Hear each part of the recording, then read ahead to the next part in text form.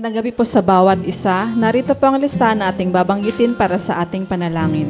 Pastor Estela Jeronimo, Pastor Ted Riba and Family, Pastor Nael Tongco and Family, Pastor Jerry Delagit and Family, Pastor Mike Santos, Pastor Ron and Sister Leonie, Reynosa Family, Pastor June Jeronimo and Family, Pastor Samuel Montiagodo, Nana Nemen, Sister Neneng and Sister Ayen, Sister Blancy, Baby Muding Mijares and Family, Sister Judith, Brother Chris and Brother NC, Sister Jenaline Katrina Concept and Kyle Valiente, Marinas Family, Sister Christina and Sister Jessica Msuan, Sister Edna and Sister Abigail Marquez, Boatis Bartolome Family, Nana Yoli and Family, Pastor Larry and Sister Glenda Pontillas, Carrizo Family, Brother Ronald Benaventura and Family, Sister Raquel Benaventura, Brother Jojo, Sister Marivic and Sister Necha Ijiran, Sister Tricia, Trixie and Tristan Larisma, Sister Isang Constantino, Cabales Family, Brother Rod, Sister Ana and Sister Praise del Santos, Sister Cherry Arzala, Sister Orfa, Sister Sharon and Sister Nympha, Sister Christine de la Cruz and Family, Sister Yoli Pantig, Sister Meli Montaño, Brother Jeffrey Carrizo, Sister Feli Dizon, Sister Caroline Bocohan and Sister Nancy, Maulawan Family, Brother Marvin Lau, Sister May Santos, Sister Pina Montiagodo, Sister Edel Castro, Brother Reynaldo Rodriguez, Sister Joy Acosta and Sister Elodora Medina, Nanay Lionel Lopez, Brother Julius Pantigan Family, Sister Fe and MJ Danganan, Brother Dixon Paras, Brother Richard and Brother Scott Michael Wayan, Brother Gerald Handa and Family, Sister Sarah Ricardo and Family, Brother Brian Bernardo, Sister Cam Saito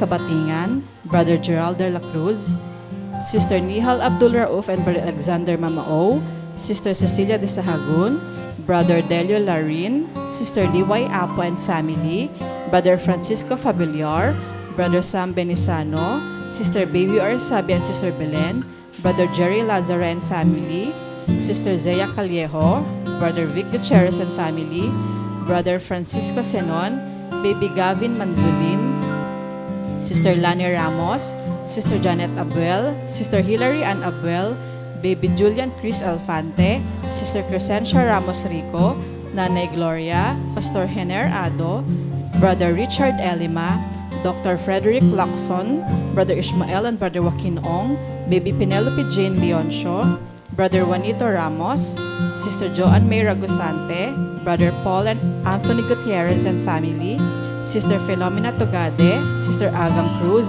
Brother Ryan Dagdag and Family, Sister Madeline Napalang, Sister Marybeth Balahadia, Brother Leo Garcia, Sister Julia Micaela Domingiano, Brother Jonathan Binuya, Sister Susan Lopez, Attorney Carlos Borja Jr., Sister Aida Cruz de Leon, Brother Reynaldo Moreno and Family, Brother Nelson and Sister Vivian Pabigayan, Sister Julieta Gutierrez, Sister Aida Quiazon, Brother Brian de la Cruz, Sister Mercy de la Cruz, Brother Edgar Ventura, Sister Mariel Sebastian, Mr. and Mrs. Jed and Danny Vedayo, Sister Lizelle Bangayan, Sister Melogene Paliago, Brother Renz Louis Abangan, Sister Vanessa Abengoza, Brother William Valencia Jr., Brother Ramon Rodriguez, Brother Fritz Mark Nevado, Sister Sandra and Brother Luisito Perez Sr., Brother Rylan, Sister Jose and Chin Vengua, Brother Shankar Lim, Sister Rosita, Enano Family, Dumo Family, Layag Family, Nanay Angelita Moreno.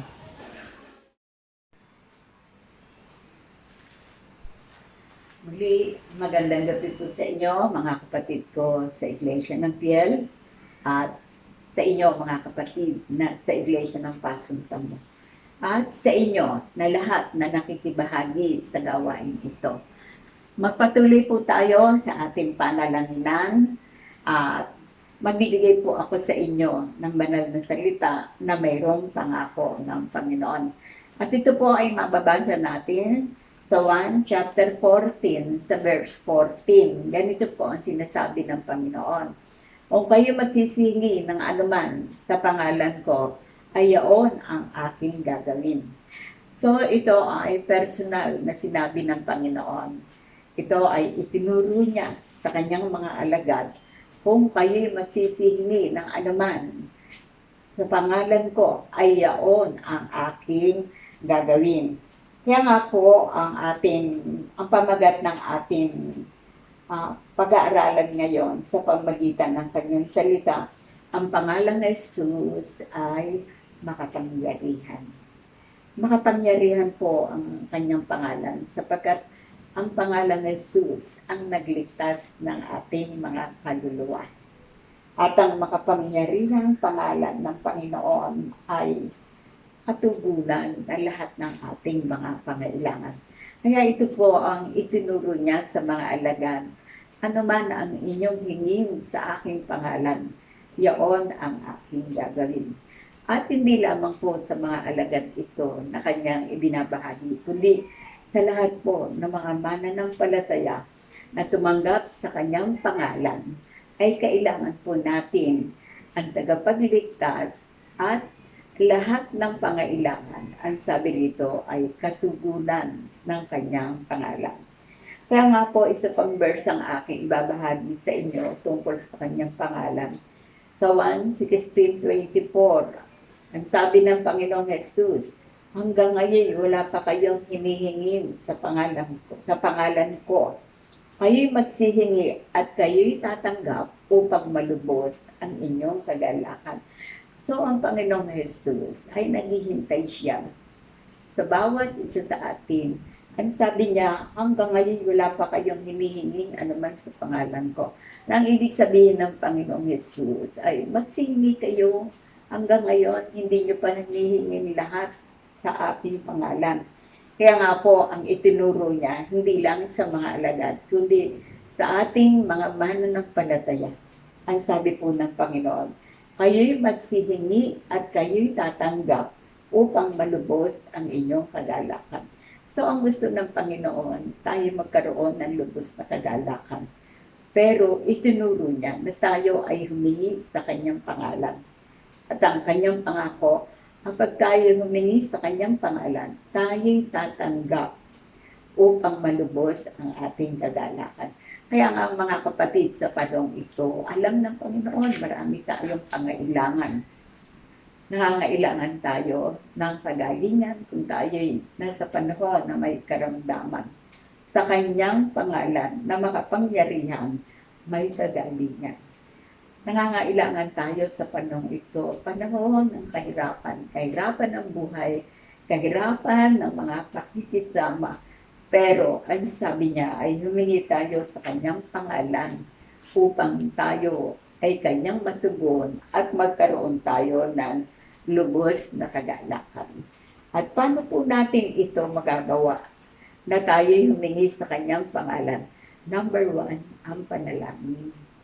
Sa ating pananalangin na mayroong pananampalataya, pagtitiwala sa kanyang pangalan ay ang ating mga kahilingan sa kanyang pangalan, ang sabi niya ay ating tatanggapin upang magkaroon tayo ng lubos na kagalakan.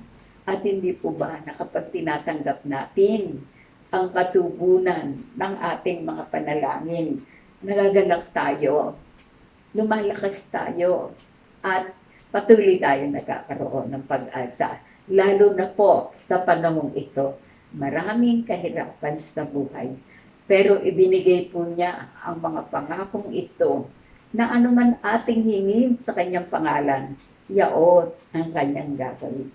Kaya nga mga kapatid, ang hinihingi lang ng Panginoon sa atin ay magtiwala tayo sa kanyang kapangyarihan. Matutugunan niya ang lahat ng ating mga pangailangan. At nais ko pong ibahagi sa inyo ang kahalagahan po ng paghingi at pagtitiwala sa kanyang sambahayan. Ako po sa aking pong karanasan, sa umaga, sa kanyang pangalan, ako po'y nananalangin para po sa aking sambahayan. Pagka umaga po yon.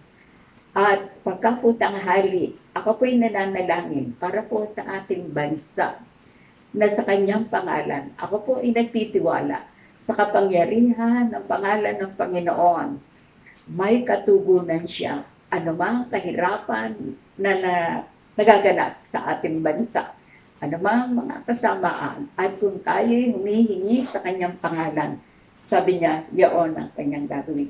Kaya nga po, mga kapatid, ito po ay aking pinapatotoo sa inyo. Sa kapangyarihan ng kanyang pangalan, ay ibinubukod ko po yung mga panalangin. At sa panalangin sa umaga, para po sa aking sambahayan. At sinasama ko na rin po pala roon ang mga kapatid ko po, mga kapatid ko na nasa Davao. At pangalawa, sa tanghali, pag po alauna na, nananalangin pong muli ako para po sa ating bansa. Kaya nga po, sabi nila, ba't kami nanonood sa mga balita? Nakakatakot. Sabi ko, alam nyo, pinanonood ko para alam ko kung ano ipapanalangin. Idadaig ko sa Panginoon tungkol sa ating bansa. Kaya nga po, sa tanghali, ito po ang ginagawa ko. Ang panalangin sa tanghali ay para sa ating bansa. At ang panalangin ko naman para sa gabi ay ang mga lingkod ng Panginoon. Unang-una ay mga pastor na naglilingkod.